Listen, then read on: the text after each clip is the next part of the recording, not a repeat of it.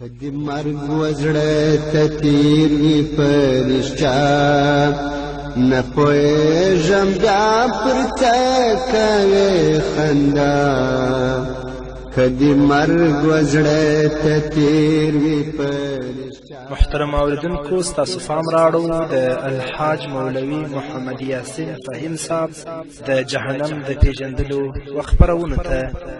د جهنم پیژندل پر سختی د سکرات چې تقایم. بسم الله الرحمن الرحيم. الحمد لله رب العالمين حمد الشاكرين، الصلاة والسلام على سيد الأنبياء والمرسلين سيدنا ونبينا وشفيعنا ومولانا محمد وعلى آله وأصحابه الطيبين الطاهرين. قدرمن اوریدونکو د ژوند د لارې د خپرونې مینوالو، السلام علیکم ورحمة الله وبرکاته. ستاسو روغتیا او خوشحالي د پاک رب نه غواړم په دې هیله چې د صحت او عافیت جامې په تن ولرئ او خوشحالي مو په برخه وي. دا دی زه محمد یاسین فهیم د ژوند د لارې د خپرونې په وړاندې کولو کې ستاسو په خدمت کې یم. زموږ د نن ورځې د خپرونې موضوع بیا هم جهنم یا دوزخ وپیژنئ. په دې کې شک نشته قدرمنو اوریدونکو چې الله رب العزت جهنم د سرغړونکو کافرانو او منافقانو لپاره تیار کړی، او هغه کسان چې په دنیا کې د الله رب العزت د اوامرو نه سرغړونه کوي، خپل ټول ژوند په فساد، په منکرات، په فجایو کې تیروي یا هغه شرک کوي، کافریږي، الله رب العزت به هغه جهنم ته ضرور استوي. رسول الله صلی الله علیه وسلم فرمایي هغه ورځ چې الله رب العزت جهنم را وبولي نو جهنم به تناوونه او واګې لري، او 19 ملائکو به د هغه جهنم واګې او تناوونه نیولي وي چې هرې ملکې سره به 80,000 نورې ملکې مرستندویې وي، چې د ټولو شمیر تقریبا 14,010,000 کیږي. خو دوزخ به لکه شوخ اس د ځان خلاصولو لپاره زورونه وهي، او کله چې ګناهګاران وویني د ځان خلاصولو لپاره به په غضب کې راشي. رسول الله صلی الله علیه وسلم فرمایي کله چې جهنم مخامخ راشي نو ساه به ووهي، ساه به یې داسې وي چې یو لوګی او لمبه به ورڅخه جګه او پورته شي، او هغه لمبې به د دوزخیانو په سر باندې راولیږي. بیا به جهنم الله ته سجده وکړي او عرض به وکړي چې ټولې ستاینې او ثناوې هغه الله لره دي چې زه یې د نافرمانه خلکو د سزا لپاره پیدا کړی یم. بیا به ووایي چې الله نن ستا مجرمان زما مخې ته موجود دي، تا خو زه د همدې لپاره پیدا کړی یم، ما ته لږ اجازه خو راکړه چې د دې مجرمانو سره زه ونښلم. له هغه وروسته به یو شور جوړ شي او داسې آوازونه به واوریدلی شي لکه د هغه لمبې چې پورته کیږي. الله رب العزت دې موږ ته د جهنم نه نجات راکړي، لکه چې په صورت مرسلات کې الله رب العزت فرمایي انها ترمی بشرر کالقصر کانه جمالات الصفر. الله رب العزت فرمایي بېشکه جهنم به د غټو غټو ودانیو په څیر بڅرې وغورځوي، ګواکه هغه ژیړ اوښان دي. داسې اور به پکې بل وي چې د جګو ودانیو او د قصرونو په شان به هغه اورونه بادوي. په روایاتو کې راځي چې په دغه وخت کې به هیڅ یو نبی او رسول داسې نه وي چې د الله رب العزت له ویرې به هغه نه ریږدي، او له ده سره به دا وام نه وي چې هسې نه دا لمبې زما په سر باندې را پرېوځي. نو چې د نیکانو دا حال وي نو زموږ د ګناهګارانو حال به هلته څه وي. یا الله ته په خپل فضل او رحم سره موږ ته هدایت وکړه او موږ ته د جهنم نه نجات راکړه. هلته به زړونه چوي، پر سترګو به تیارې وي، د انسانانو زړونه به خولې ته راشي. دا وخت به هیڅ خپلولي پاتې نشي او هر یو به د ځان په غم کې ډوب وي. دا د الله د کلام فیصله ده. الله فرمایي په صورت زخرف کې الاخلاء یومئذ بعضهم لبعض عدو الا المتقین. له نیکانو پرته نور ټول خپلوان به سره دښمنان وګرځي، او الله رب العزت به د دوزخ نوکرانو ته آواز وکړي او داسې به چې ای په دوزخ کې کار کوونکو ملکو د باندې راووځئ. نو په دوزخ کې دننه ملکې چې سرغړونکو ته سزا ورکوي هغه به ټولې بهر راووځي. رسول الله صلی الله علیه وسلم فرمایي چې د دوزخ د هر کار کوونکي ملکې په لاس کې به زنځیرونه او همدارنګه تازینې او تورې جامې وي. د ګنهګارانو غاړو ته به توقونه ور واچوي او په پزو کې به یې زنځیرونه ور واچوي او د تندي د ویښتانو نه به یې رانیسي او جهنم ته به یې ارتیله کوي. دا د الله د کلام فیصله ده، لکه چې الله په سورة طور کې فرمایي یوم یدعون الی نار جهنم دعا. هغه ورځ چې دوزخیان د جهنم اور ته په سخت ټیله کولو سره ورټیله کړی شي او الله یې جهنم ته ګذار کړي. د دې په غاړه کې به توقونه وي، په پزو کې به د اور زنځیران وي، ملکې به د تندي د ویښتانو نه نیسي او جهنم ته به یې ګذاروي. مجرم خو هسې هم بیول کیږي، ولې د چا چې سپکاوی کیږي هغه به په ټیله او په پورې وهلو سره الله جهنم ته بیایي. الله رب العزت به مجرمان سخت رسوا او ذلیله کړي، دوی به په ټیله ټیله د جهنم غاړې ته ورسوي، آخر به یې ملکې سرښکته جهنم ته ګذار کړي. کله چې دا خلک الله رب العزت جهنم ته ورټیل وهي، دوزخ به دومره ورته په غوسه وي چې فورا به یې اور باندې راوڅرخیږي. د جهنم اور چې پر هر شي باندې ورشي هغه به لکه زاړه هډونه داسې ټوټه ټوټه کړي، هلته به سخته ولګوي. دوی به خواړه غواړي خو د زقوم بوټی به هغوی ته ورکول کیږي، ځکه د ګنهګارانو لپاره الله رب العزت زقوم تیار کړي دي. هغه به دومره تریخ او اغزن وي چې د دوی په ستوني کې به ونښلي، بیا به دوی ورپسې اوبه وغواړي، نو داسې ګرمې اوبه به الله دوی ته ورکړي چې د دوی کلمې به ټوټه ټوټه کړي. قدرمنو اوریدونکو، دوزخ تر بدو بدتر ځای دی. هلته په سر د اور سایوان دی، لاندې د اور ټغر هوار دی او جامې هم د اور دي. هلته د اور هتکړۍ او زولنې دي او د اور پوستنو کې بندېدل دي. هلته اوبه شته خو تر اور تودې دي. هغه هم د دوزخیانو د زخمونو خوناب او نوونه چې په سکرو یې د مخ پوست الوزي او کلمې له تنه باسي. هلته خواړه شته خو د زقوم ترخه او ازغن درخته یې چې تر ستوني نه تیریږي. هلته سوری شته خو هغه هم د اور. هلته ژړا او زاری اوریدل کیږي خو جواب یې د کروزونو ګزار او د تل پاته کیدو زیری. هلته د مارانو او لړمانو په چیچلو تسله ورکول کیږي. لنډه دا چې قدرمنو اوریدونکو، هلته غضب تر هر څه زیات دی خو د رحم ذره نشته. هر شی سوځونکی دی او په هر څه کې مرګ دی خو مړینه نشته او مرګ تر ټولو ستر ارمان دی. هسې مرګ چې روان ناورین پای ته ورسوي خو مرګ نشته. نو راشي چې په دنیا کې د الله رب العزت احکامو او اوامرو ته غاړه کیږو، د الله اوامر ومنو، د رسول الله صلی الله علیه وسلم په ارشاداتو باندې عمل وکړو چې الله رب العزت موږ د جهنم نه وساتي، الله موږ جنت ته بوځي. اوس به واورو چې الله رب العزت په خپل کلام کې د جهنم یادونه په کومو ټکو کوي. په سورة بقره کې په 40 آیت کې الله فرمایي فاتقوا نار التي وقودها الناس والحجاره اعدت للکافرین. الله وایي نو له هغه اور څخه ځان وژغورئ چې د سون مواد یې انسانان او ډبرې دي. همدارنګه الله رب العزت په سورة تحریم کې په 6 آیت کې فرمایي یا ایها الذین آمنوا قوا انفسکم واهلیکم نارا وقودها الناس والحجاره علیها ملائکة غلاظ شداد لا یعصون الله ما امرهم ویفعلون ما یؤمرون. ای مؤمنانو، تاسو خپل ځانونه او خپل د کورنۍ غړي له هغه اوره وساتئ چې د سون مواد یې انسانان او ډبرې دي. پر هغه باندې غښتلې تندخویه ملکې مقررې دي چې د خدای له امره سرغړونه نه کوي او د الله رب العزت امر پر ځای کوي. همدارنګه الله رب العزت په سورة لیل کې په 14 آیت کې فرمایي فانذرتکم نارا تلظا، ما تاسو له یوې لمبې وهونکي اور څخه ویرولی یاست. همدارنګه الله په سورة زمر کې په 14 آیت کې فرمایي لهم من فوقهم ظلل من النار ومن تحتهم ظلل ذلك يخوف الله به عباده یا عبادي فاتقون. د نافرمانه خلکو لپاره به لاندې باندې د اور سایوان وي. همدا عذاب دی چې الله رب العزت خپل بندگان پرې ویروي چې ای زما بندگانو، تاسو له ما ویره وکړئ او زما نه وویرېږئ.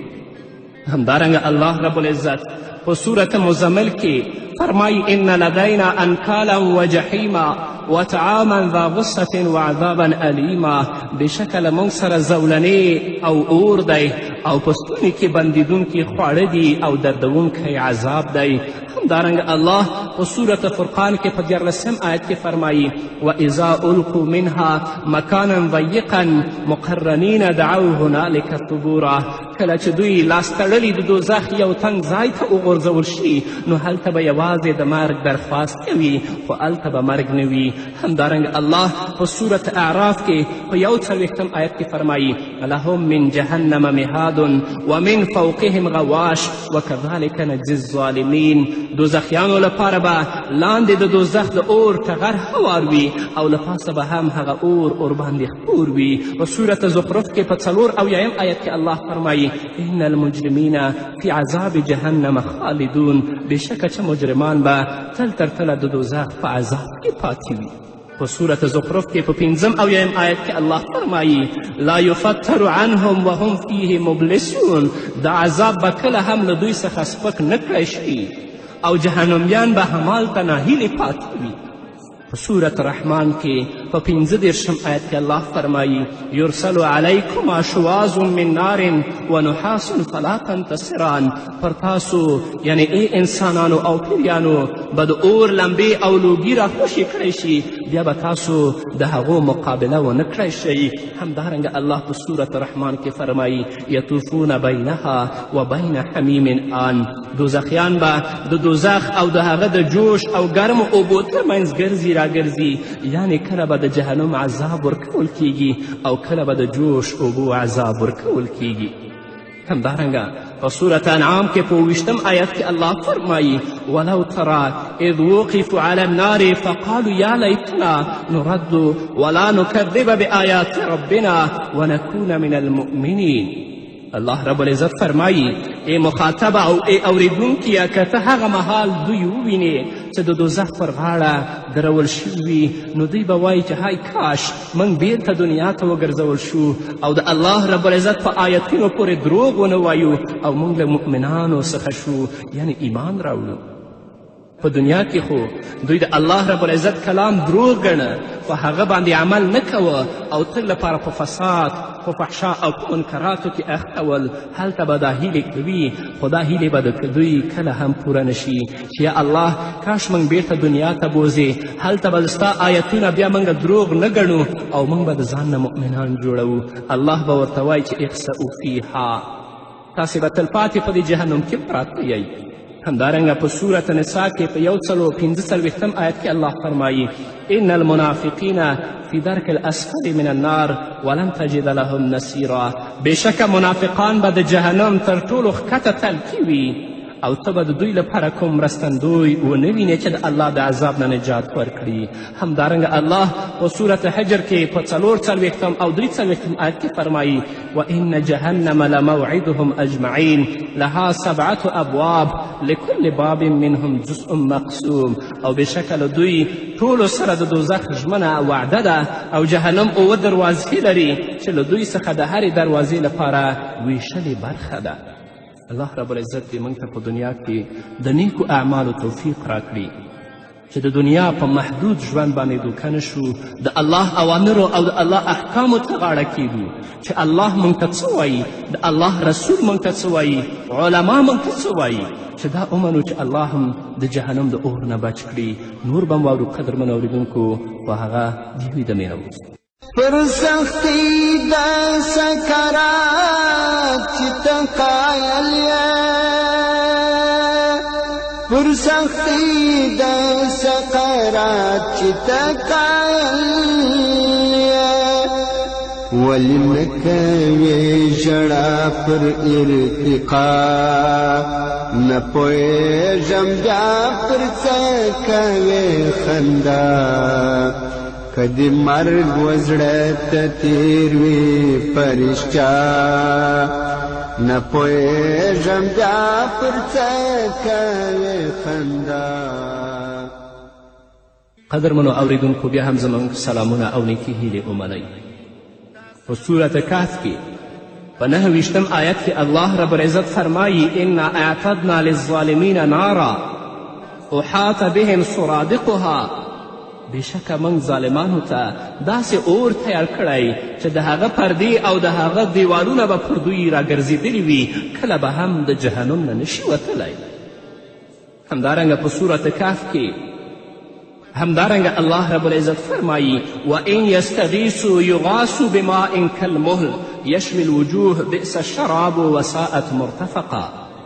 که جهنمیان د اوبو غوښتلو لپاره فریاد وکړي نو په داسې اوبو به یې مرسته وشي چې هغه ویلې شوي مسو یا د تیلو په څیر به وي چې د دوی مخونه به کباب کړي. الله فرمایي چې هغه ډیر ناوړه سکاک دی او دوزخ څومره ناوړه میشت ځای دی چې څوک هلته یې هغه ډیر بد ځای دی.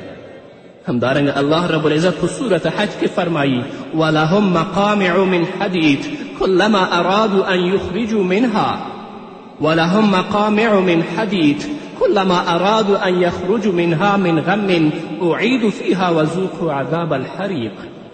یعنی د کفارو د وهلو لپاره اوسپنیز کروزونه دي. کله چې دوی د ډیرې ګرمي او ساتنګي له کبله له دوزخ څخه د وتلو اراده وکړي الله فرمایي چې بیرته به هغه جهنم ته ورټیل وهل شي او ورته به وویل شي دا سوځونکی عذاب څکوي. همدارنګه الله فرمایي وسیق الذین کفروا الی جهنم زمرا حتی اذا جاءوها فتحت ابوابها. الله فرمایي کفار به ډلې ډلې د دوزخ خواته وشړل شي تر څو چې دوی هلته ورسیږي د دوزخ دروازې به ورته خلاصې شي او الله به په جهنم کې گذار کړي. همدارنګه الله فرمایي واذا الجحیم سعرت واذا الجنة ازلفت علمت نفس ما احضرت. او کله چې دوزخ ګرم کړی شي او جنت نږدې کړی شي نو په هغه ورځ به هر څوک په دې پوه شي چې هغه ځان سره څه راوړي وي. همدارنګه الله رب العزت په صورت اسراء کې فرمایي ومن یهد الله فهو المهتد ومن يضلل فلن تجد لهم أولياء من دونه ونحشرهم يوم القيامة على وجوههم عميا وبكما وصما مأواهم جهنم كلما خبت زدناهم سعيرا. الله رب العزت فرمایي چې الله د چا لارښودنه وکړي هغه لاره پیدا کوونکی دی او هغه څوک چې الله رب العزت یې بېلارې کړي نو امکان نه لري ای پیغمبره چې ته له هغه پرته د دوی لپاره نور دوستان پیدا کړي او موږ به د قیامت په ورځ دوی پړ مخې راپاڅوو په داسې حال کې چې ړانده ګونګیان او کاڼه به وي د دوی میشت ځای به دوزخ وي. کله هم چې هغه غلی کیږي موږ به تیز اور زیاتوو یعنی چې کله د جهنم لمبې او اور کمیږي الله رب العزت فرمایي چې موږ به د هغه اور لا پسې زیاتوو. همدارنګه الله فرمایي واصحاب الشمال ما اصحاب الشمال في سموم وحمیم وظل من یحموم لا بارد ولا کریم. او د چپ لاس والا څوک دي؟ د چپ لاس والا یعنی دوزخیان هغه به ګرم باد او سوځونکو اوبو او د تور لوګي په سوړو کې وي چې نه به سوړ او نه به راحت ورکوونکي وي. همدارنګه الله فرمایي انا اعتدنا للکافرین سلاسل واغلالا وسعیرا. بېشکه من کافرانو ته زنځیرونه غړوندي او لمبو اور تیار کړی دی. همدارنګه الله فرمایي خذوه فغلوه ثم الجحیم صلوه ثم في سلسلة زرعها 70 ذراعا فاسلکوه. امر به وشي چې جهنمیان ونیسئ غاړو ته یې توپونه ور واچوئ بیا یې دوزخ ته وغورځوئ بیا یې په هغو زنځیرونو وتړئ چې د هغه هر یوه حلقه او یا ګزه ده او هغه به ټول د اور وي لکه چې الله فرمایي زدناهم عذابا فوق العذاب. موږ به دوی ته پر یوه عذاب سربیره بل عذاب اور زیات کړو. همدارنګه الله فرمایي ویسقى من ماء حدید یتجرعه ولا یکاد یسقیه ویأتیه الموت من كل مکان وما هو بمیت ومن ورائه عذاب غلیظ. په دوزخ کې به په اور باندې د وینو او د نوونو په څیر اوبه وڅښلی شي چې په غړپ غړپ به یې څکي خو تېرېدل به یې امکان نه لري او له هرې خوا به ورته مرګ راځي خو عمري به نه. او داسې هم نه ده چې په دې عذاب دې ومري بلکې تر دې به لا سخت عذاب سره دوی مخامخ کیږي. همدارنګه الله فرمایي فالذین کفروا قطعت لهم ثیاب من نهار. د کفارو لپاره به د اور جامې پرې کړی شي یعنی په بدن پورې به د جامې په څیر نښتی اور راګرځېدلی وي او د الله په عذاب کې به ګرفتاره وي. همدارنګه الله فرمایي ان الذین کفروا بآیاتنا سوف نصلیهم نارا كلما نضجت جلودهم بدلناهم جلودا غیرها لیذوقوا العذاب. بېشکه هغه کسان چې زموږ له آیتونو څخه انکار کړی دی زر دی چې موږ به اور ته واچوو. هر کله چې د دوی پوستکي پاخه شي وسوځي موږ به له هغو پرته نور پوستونه ور واغوندو د دې لپاره چې دوی تل تر تله نوي عذاب وڅکي. پوستکی چې وسوځي الله به هغه ترې لرې کړي، نوی پوستکی به الله ور واغوندي. وما ادراک ما سقر لا تبقي ولا تذر لواحة للبشر. الله رسول الله ته چې ته څه خبر یې دوزخ څه شی دی؟ هغه نه پرېږدي او نه یې خوشې کوي، یعنې نه د دوی پر بدن غوښې پرېږدي او نه هم هډونه او یا دا چې نه دوی وژني او نه یې ژوندي پرېږدي، هغه د دوی پوست له بین وړي. همدارنګه الله فرمایي ونسوق المجرمین الی جهنم وردا، او موږ به ګناهګاران سخت تږي د دوزخ خواته وشړو. ثم انکم ایها الضالون المکذبون لآکلون من شجر من زقون فمالئون منها البطون فشاربون علیه من الحمیم فشاربون شرب الهیم هذا نزلهم یوم الدین. الله فرمایي بېشکه بیا به تاسو ای ګمراهانو، ای دروغ بلونکو، هرومرو د زقوم له ونې خوراک کوونکي یاست، نو له هغې به نسونه ډکوئ، بیا به ورپسې جوش اوبه څکئ او څکاک به مو هم د تږو اوښانو په څیر وي. دا به د قیامت په ورځ د دوی میلمستیا وي. لهم فیها زفیر وهم فیها لا یسمعون. د دوی به په دوزخ کې د تکلیف د وجې نه شور او آوازونه وي چې د هغو آوازونو له وجې به هیڅ سره نه اوري. همدارنګ الله فرمایي قالوا ربنا غلبت علینا شقوتنا وكنا قوما ضالین ربنا أخرجنا منها فإن عدنا فإنا الظالمون قال اخسئوا فيها ولا تكلمون. دوزخیان به وایي چې ای زموږ ربه پر موږ خپله بدبختي زوروره شوه، رښتیا هم موږ بېلارې وو. ای زموږ ربه ته مو له دې دوزخه وباسه، که موږ بیا داسې وکړل نو بېشکه موږ به ظالمان یو. الله رب العزت به ورته وفرمایي چې په جهنم او په دوزخ کې په لعنت ککړ او شړل شوي پاتې شئ او له ما سره خبرې مه کوئ. همدارنګه الله فرمایي وانذرهم یوم الحسره اذ قضی الامر، او دوی د زحمت او افسوس له هغې ورځې وویروه هغه مهال چې کار پای ته ورسیږي، یعنی حساب کتاب خلاص شي. د مرګ له مړینې وروسته جنتیان او دوزخیان هر یو په خپل دوام ډاډمن شي.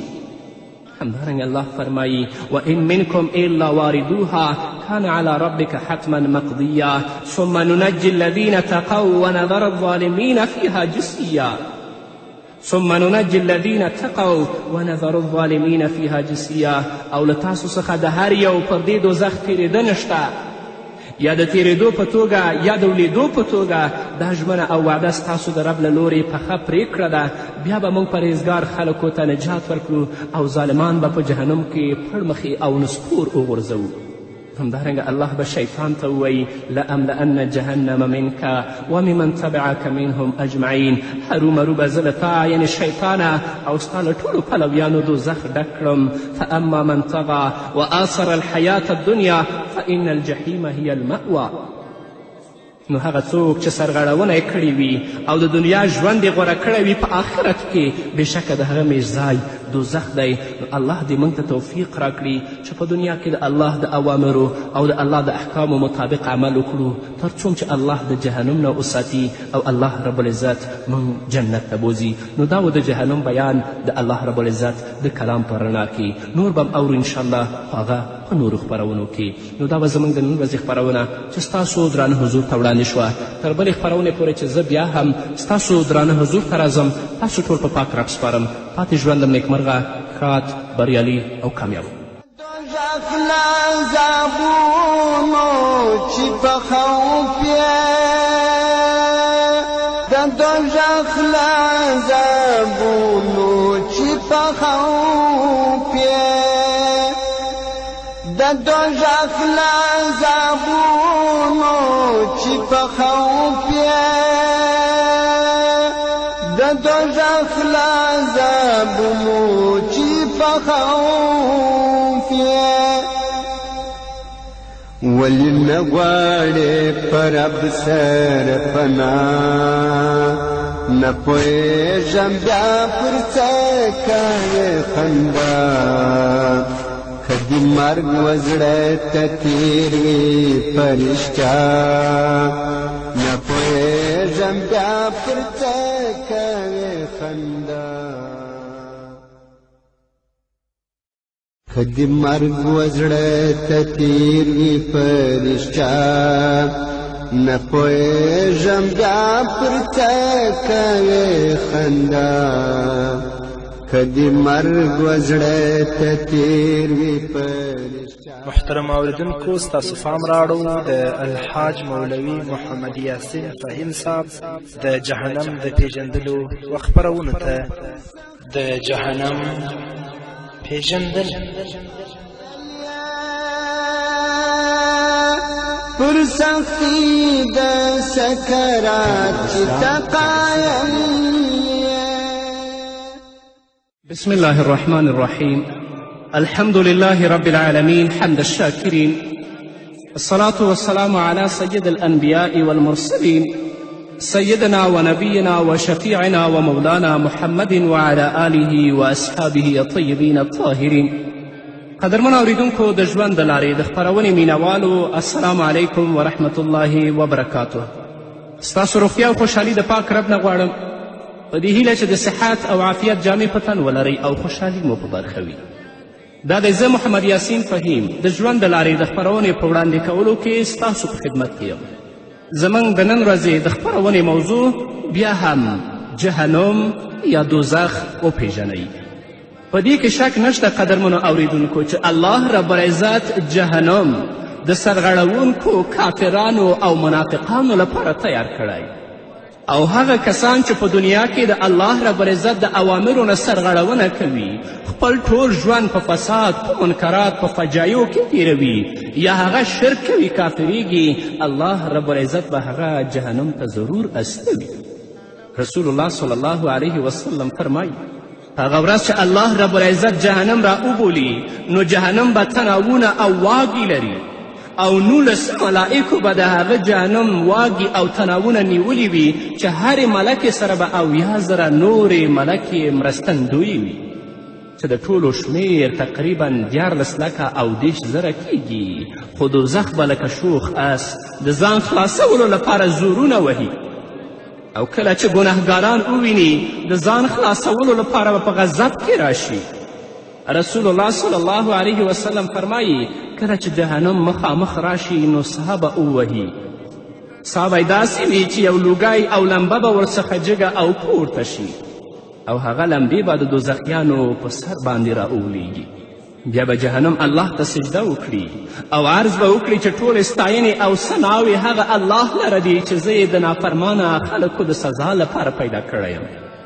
بیا به ووایي چې الله نن ستا مجرمان زما مخې ته موجود دي تا خو زه د همدېو لپاره پیدا کړی یم ما ته لږ اجازه خو راکړه چې د دې مجرمانو سره زه ونښلم.